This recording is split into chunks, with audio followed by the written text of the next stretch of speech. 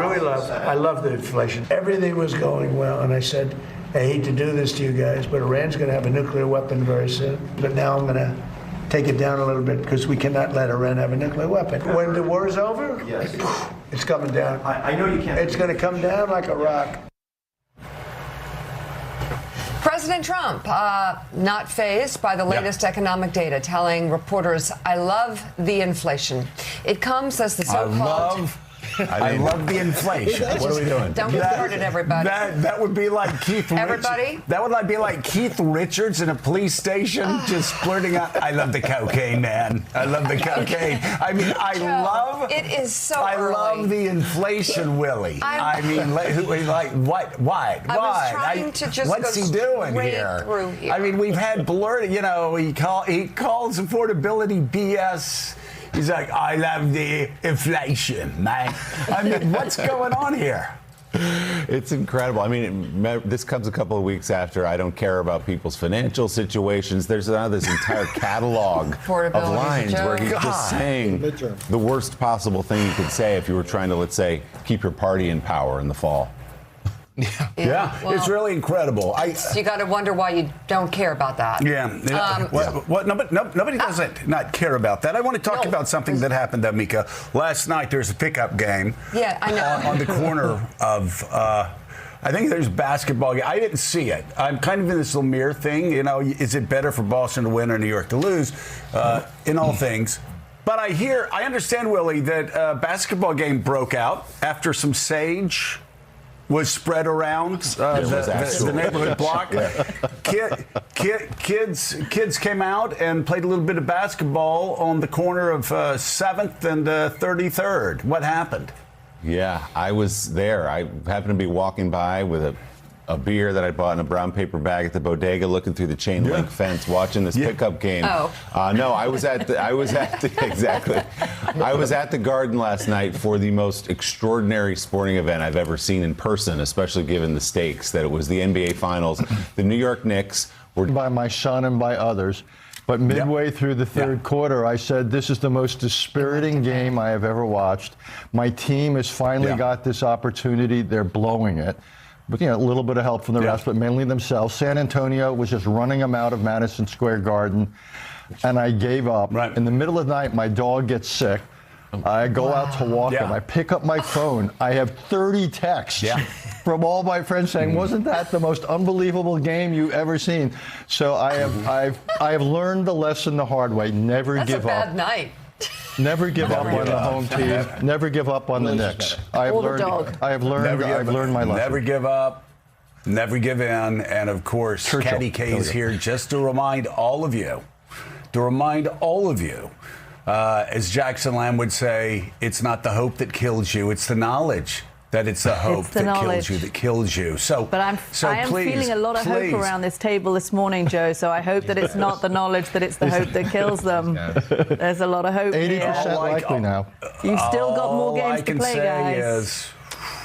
All I can say is, and Willie knows this, he's seen me, and we've talked about this, when our teams are ahead, that's when we duck. That's when we start talking about how sad it's going to be that we're going to lose the final 3 games and give the Spurs the championship. So you New York Knicks fans, you gloat, and we'll see what happens. Now, here's hoping that the Knicks do something they haven't done since the glory years of New York sports and win it all. It would be fantastic for him. All right. Also with us this morning, U.S. national editor and columnist at the Financial Times, Ed Luce. We're going to be he's a big Spurs fan, by the way. Yes, so he is.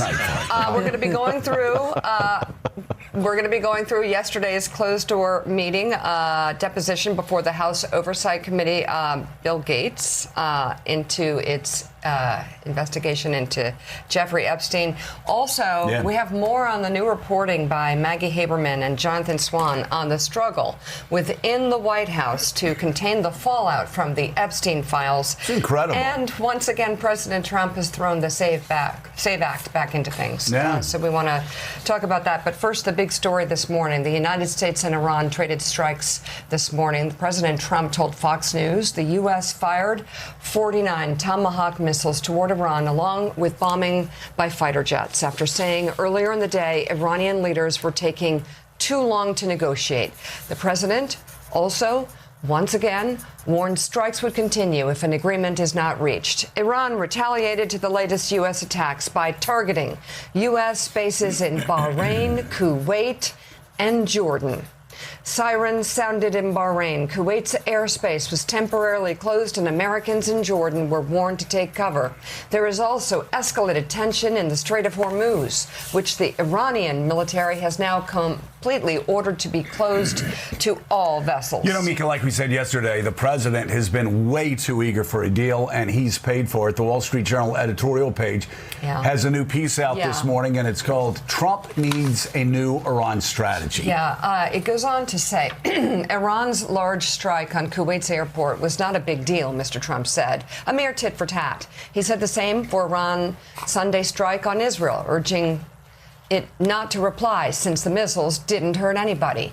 That logic leads to trouble. Only by a miracle did 2 U.S. pilots survive after an Iranian drone struck and burned inside their Apache helicopter near the Strait of Hormuz on Monday. Yet Mr. Trump's early reaction was to say that this, too, wasn't a big deal. An attack on an Apache helicopter. Mr. Trump won't want to hear it, but he has been dancing to Iran's tune.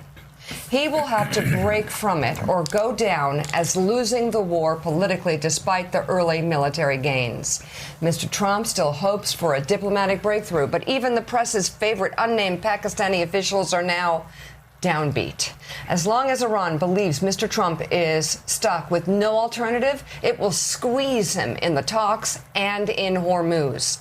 The president's choice now is to alter the facts on the ground or leave the conflict in a worse position than Mr. Bush did in Iraq. And they had talked about in this op-ed about what George W. Bush did with at the in 07 with the surge and how it made a difference, and said he's going to have to figure out militarily how to open up the strait and keep the strait open. Also, he may want to go in and do a joint operation with the Israelis to seize their nuclear material. Very risky move, the Wall Street Journal editorial says. But sitting back and waiting for the Iranians to negotiate and on the Iranians' goodwill, Ed Luce always leads to trouble. You, of course, as everybody knows, you wrote the biography of Dr. Brzezinski. That gets you inside the Carter White House during those tortuous days where Chris Matthews has said time and time again on this show, we would be told there was going to be a deal. We got excited. We did everything we thought that would line up the deal to get the hostages home. And then the Iranians would pull the rug out from under us. And he said they did it time and time again. This is what they do. They just play U.S. presidents. And if those U.S. presidents look like they need a deal, that's when things get really tough, because that's when the Iranians clamp down. Yeah, I mean, they are famously known worldwide, not just as Iranians, but as Persians through history, as very tough hagglers and negotiators. And they play for time, and they feint, and they walk off, and they play mind games with the people they're negotiating with. Carter did discover this to his lasting cost several times during that 1980 presidential campaign with Reagan. It looked like a deal to release the hostages was about to happen, really 4 or 5 times, and that would have transformed the mood on the campaign trail. And then Iran pulled the rug. And it turns out, Iran really needed weapons, because Saddam Hussein's Iraq had just invaded Iran. Iran really needed weapons, so that was finally the leverage Carter had been seeking to get those hostages out. And they kept going right up to the brink of a deal, and lots of public positive statements from the White House, and then Iran would pull the rug. Now, there's a theory as to, why that might have been happening in terms of the Reagan campaign's back-channel communications with the Iranians, but this has been going on for 47 years at least. I mean, U.S. presidents, with patience and time and a strategy and a theory of the case like Barack Obama had, with a 2015 nuclear deal, might get somewhere. But if you're in a hurry, Iran's got more time. No. Yeah, they've got more time, and they will walk away. As you know, David Ignatius told us yesterday, you have to let the Iranians know that you're willing to walk away. That you don't want the rug, or you don't want the nuclear deal. You've got to be willing to do that. They weren't. This headline, Willie, I just am noticing this headline. We have seen a headline in Financial Times for Ed Luce's article that somehow manages to insult supporters of both of the gentlemen in that headline. Trump supporters going, how dare you compare us to Jimmy Carter? And Jimmy Carter supporters saying, how dare you compare such a good man to Donald Trump? But there it is. The common denominator, Iran. Yes. It is, if you depend on the goodwill of Iran's negotiators, and if they see a weakness, man, they know how to leverage that, and they will exploit it. And Jimmy Carter had an election in 1980 that he was trying to make everything just right for, and the Iranians wouldn't do it. And now you have Donald Trump. They know he has the midterms to worry about, so they are not worried about making a deal right now. And he says he doesn't care about the midterms. He said that out loud, too. But he is clearly desperate to get a deal and to walk away from this board. Remember, he said again a couple of weeks ago, he's kind of bored. He finds his negotiations boring. He doesn't quite care. He'd love to turn the page to something else. And Richard, at the beginning of this war, President Trump thought he could bomb Iran into submission. We're the United States of America. We can do whatever we need to do. We heard that kind of swagger from the defense secretary as well. And it has turned out that Iran, as always, for generations and centuries, is a much more complicated problem than that is. So if the president is in the Situation Room yesterday talking to his national security team about new strikes, I guess the question is, to what end? You bomb more targets, and then what happens? Well, that's the emptiness of the Wall Street Journal editorial. That's the emptiness of the Secretary of War, as he now calls himself, saying that we're going to bomb our way to successful negotiations. There's nothing in history, recent or distant, that suggests that will be the case. Iran is pretty good at taking punches. So that's the triumph of hope over strategy, the triumph of hope over history and over experience. So that's not going to work. Plus, as we've seen, the United States appears to have hit a water storage area in southern Iran. Well, what do we want to see? Do we want to see Iran go after the Saudi desalination plants? Do we want to see, basically, most of the energy infrastructure and water infrastructure in the region has been off limits. The last thing in the world we should want to see is what has been a crisis become a true calamity for the region and the world. So we've got to be really careful. So not only will more military action probably not bring the negotiating result, escalation will not serve us. The president knows that, which, by the way, is Richard, the reason what's the he's answer been so then? hesitant. What's the answer then, Richard? Is the answer using military options to open the strait? Is it the status quo? What is, if you were advising the president this morning, what would it be? What would you tell him? I would tell him, on the nuclear, just continue to send the message. So long as you don't change the status of the nuclear materials, we won't attack that. That's fine. We've lived with that for months, Joe. We can do that. And there'll be no financial transfers of any sort until you open the strait. We keep the blockade in place, and we have to wait. That is our strategy for now. It might mean waiting a little bit long. Iran is in serious economic difficulty, and what we try to do, I think we where we can, we ramp up economic pressure on Iran. That is ultimately the Achilles heel of the regime. You sound like you agree with J.D. Vance more than Donald Trump, who always says this deal is 2 or 3 days away. J.D. Vance saying this may take a year. If you wanted, he didn't say if you want to do it the right way, but he said we may be in this fight for a year. But what you're saying is if you want to do this the right way, and you're the president, you're just going to have to wait it out. It's not going to be in 3 days. It's not going to be in 5 days. It might be in 3 to 5 months where you maintain the status quo. You have this sort of Cold War. And you wait for Iran to need a deal because they're being so choked off economically by the Richard Haas blockade. Trademark reserved 2026, Richard Haas. Thank you. Yeah, I don't think it'll be a year. I think it's sooner than that. It is, again, as I was saying, the Achilles heel of this regime. You don't do things like the administration did, which was to let Iran sell oil on the open market for the ships that were out there. So you look for every opportunity you have to ramp up the economic pressure. But yeah, Joe, it might take another few weeks or a few months, but I believe we will get there, and that is a better way to get there. Everything the Wall Street Journal proposes, sending in troops to take out the enriched uranium, are you kidding? You know, the risk of new bombing, a convoying operation in the Strait is really messy. The amount of naval assets and air assets you'd have to use to get virtually no oil through, the ratios make no sense. So yeah, we don't have great options, and guess what? That's what happens when you start a war you shouldn't start. So, Caddy, let's talk about the outcome of those potentially not great options. We know President Trump, he keeps threatening violence. Yes, we've seen a little bit of escalation the last couple of days, but he still doesn't want to resume full-fledged conflict. He's made that very clear, in part, because Richard just said, because the next steps would likely be, though he talked, striking infrastructure, striking power plants, striking water plants.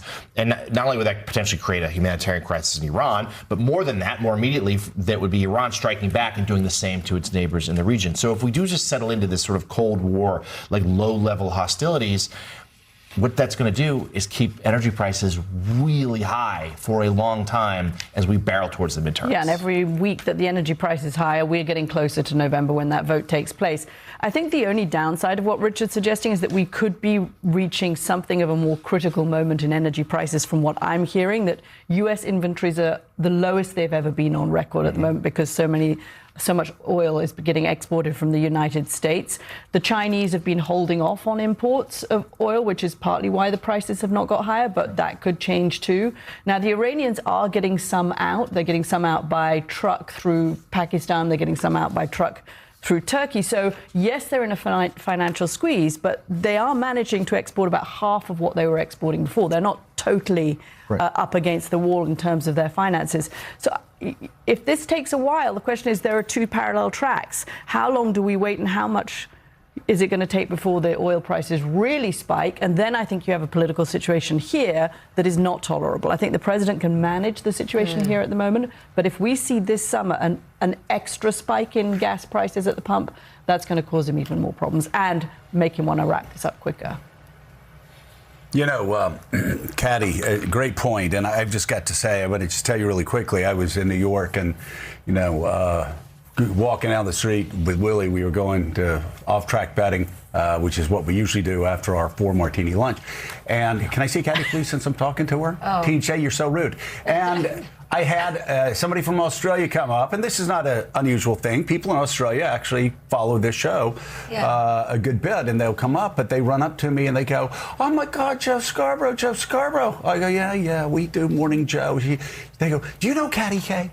I go, "Of course we know Caddy. We listen to the rest of politics every day." I mean, your show, it really is. I mean, we hear about it wherever we go. And I think the most remarkable thing Willie and I said at the time was, you know, this show has actually survived about 473 Scaramucci's. Like, you guys are big, and you and the mooch just keep on keeping on. Save the mooch. Well, look, I feel a little bit like we're cheaper than therapy for the rest of the world, and that's why they're tuning in at the moment. This audience in Australia, your Australian tourist who's listening, it's this fascination. It's the train wreck situation of America. Where is America going? We're going to be talking about the World Cup later on. Even that, this should have been America's big soft power debut. And you know what the stories are around the world? They're of the referees who can't get in. They're of the tourists that can't get the visas. They're of the empty hotel rooms because nobody wants to come to America at the moment. And people are watching to think, where is this country going? I mean, that's the reality. It's all the rest is politics. Follow the rest Still of ahead politics. on Morning Joe? Yesterday, about a secret mission to take oil out of Iran. You know, we've been taking out millions of barrels of oil. Nobody knows it. You know who doesn't know about it? Iran, until right now. We took out the other night 22 ships, late at night with no lights, because they don't have any radar, because we blasted the crap out of it. We took out, that's why oil's $85 a barrel. And again, we're taking out millions, which I'm just announcing today for the first time. but we've been taking out millions of barrels of oil, millions of barrels. Every night we took out oil, but now I'm going to tell you because they just figured it out. So now that they figured it out, I can tell you. It was very hard for me. I wanted to say it so badly, but I didn't want to ruin it, but it was very hard. But millions of barrels of oil has come out, and that's why it's at $85, $90 a barrel instead of $250. Nobody knows about it until now. About 2 hours later, the president posted on social media claiming the effort has resulted in 100 million barrels of oil making its way through the Strait of Hormuz. But the New York Times reports the announcement was not a previously undisclosed mission. A senior U.S. military official told the paper the president was referring to an American effort to steer the passage of dozens of commercial vessels through the Strait of Hormuz. And while the U.S. guided vessels have been turning off their transponders to avoid detection when crossing that narrow waterway, it could hardly have been news to Iran because late last month, the New York Times reported U.S. Central Command had shepherded about 70 commercial ships through the strait. The military official told the paper more than 200 ships now have made it through the waterway in just over a month. The Times points out that before the war, traffic through the strait was typically about 3,000 ships per month. So Energy Secretary Chris Wright was asked about the president's claim during a congressional testimony yesterday, had no idea what he was talking about. He said he was the first he'd heard of it and that the president perhaps was, quote, speaking casually about the transport of oil through the strait. No, this president is right. You know, there's a small number of ships, a fraction of the normal traffic that have essentially gone dark and are still getting through. What Caddy referred to before is a much more significant number, the Chinese demand destruction. China has reduced its imports by over 3 million barrels a day. That is enormous. We're also seeing demand destruction in other countries. They're putting in policies in place to discourage people from driving, discourage people from going using airplanes and so forth. So that's also, you know, it's a costly way, but it's a sustainable approach. And, you know, coming back to our previous conversation, we were talking about it around the table, something we ought to be talking about. Why don't we go after the Iranian oil that's traveled by land? Why is it they should have an exemption there? We blockade them through the strait. Why don't we think about blockading them on land, whether it's rail or truck? We ought to basically say you can't benefit from oil unless everybody benefits from oil. The Richard Haas blockade 2.0. There it is. 2.0, there it is. Another patent. Is all over this. Ed Luce, you know, there's obviously the economic considerations here, but there's also like projection of power, or in this case, weakness. I mean, President Trump so grasping for any kind of good news story, overselling that there, regaling reporters in the Oval Office about a secret mission that turns out to not be so secret. I mean, you know, he is so anxious to get out of this war, but we also know consumed with, frankly, the PR hit, that this has not gone well, that he might have to take a deal that in his mind is worse than what Obama get. And certainly, you know, the U.S. now looks far weaker on the global stage than we did before the end of February when this war began.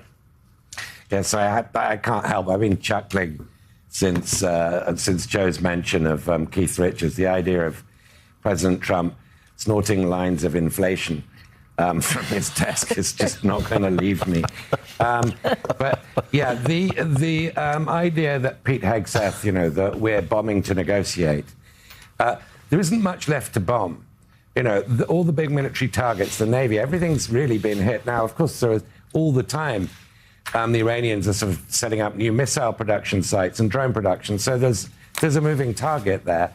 But essentially, if you want to use bombs to force them to negotiate, well, then you're going to sort of widen your targets. And so that's why we're hearing about the hitting of water plants and you know, potentially electricity grids. That kind of stuff's going to come into play, which then risks war crimes.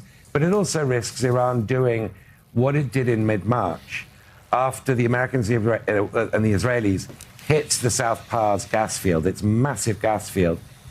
The Iranians retaliated by hitting Qatar's massive gas field. And that really escalated the war. That really spooked the markets. And that showed that even though Iran's, you know, conventional military had been pretty much wiped out, it could still hold the global economy hostage. And these latest sort of bombing responses following the Apache helicopter, they look like this, you know, the signal of a strong president, you know, using America's awesome firepower to change the situation at the negotiating table. It is not that. This is actually, we've got no options left. We have no ideas. And so I take it quite seriously when J.D. Vance, who is a skeptic of this war, says it could happen very soon, meaning maybe next week, maybe a few months. That is... That's the picture we're at, and there is no new sort of Hail Mary that's come to Trump's mind. Yeah, Ed Luce, again, looking at modern history that could guide us on what is happening in this moment and the president's decisions. Ed Luce of the Financial Times, thank you very much for coming on this morning. We'll be reading your latest piece online right now. There it is. Still ahead on Morning Joe, President Trump is once again calling on...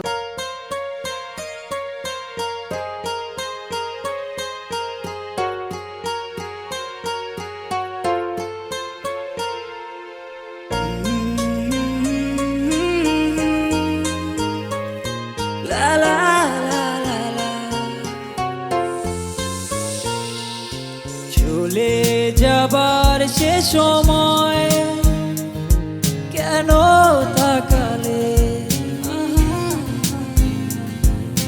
চলে যাবার সে সময় কেন তাকালে মিষ্টি মুখে চোখের চাউনি আমাকে পাগল করেছে পাগল করেছে মেয়েটি আমাকে পাগল করেছে চলে যাবার সে সময় কেন তাকালে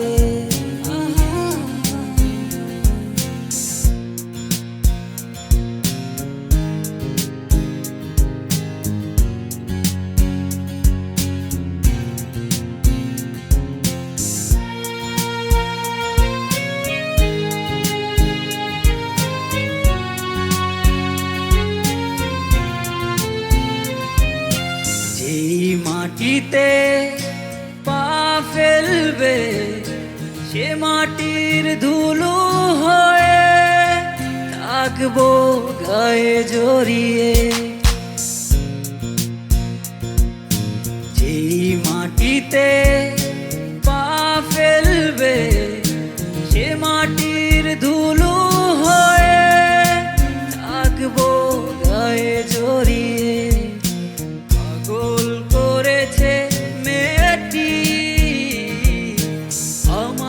পাগল করেছে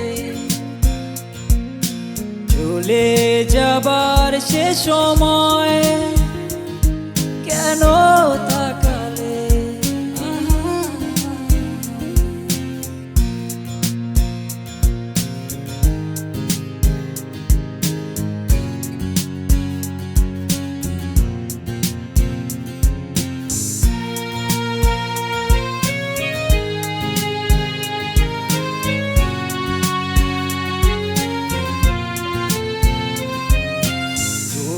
আকাশে উড়াল মেরেছে আদরের ময়না পাখি পাখি যাচ্ছে উড়ে